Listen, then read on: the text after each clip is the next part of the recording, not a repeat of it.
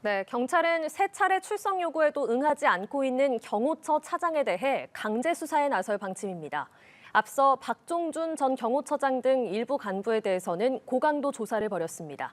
취재기자 연결하겠습니다. 이화영 기자. 네, 경찰청 국가수사본부에 나와 있습니다. 어제까지 세 차례 출석 요구에 불응한 김성훈 경호처 차장에 대해 국수본은 체포영장을 신청할 방침입니다. 다만 국수본 관계자는 체포영장 신청 여부에 대해선 확인해 줄 수 없다는 입장입니다. 현행법상 경호처의 경호 대상은 대통령과 가족 등으로 규정돼 있는 만큼 경호처가 김 차장의 체포를 막을 명분은 없는 상황입니다. 김 차장은 엄중한 시기에 경호처장 직무대행으로서 한시도 자리를 비울 수 없다고 입장을 밝힌 바 있습니다.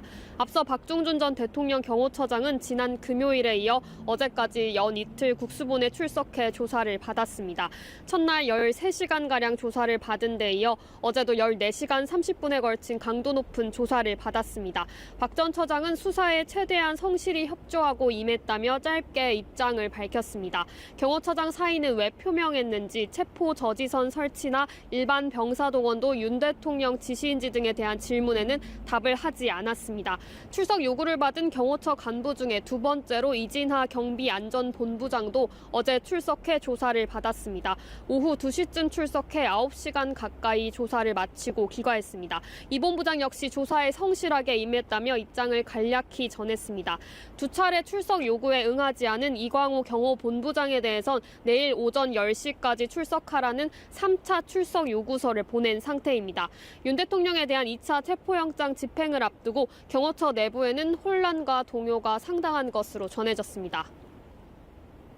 네, 경찰과 공수처 등으로 구성된 공조수사본부는 윤 대통령에 대한 체포영장 재집행 논의를 이어가고 있다고요.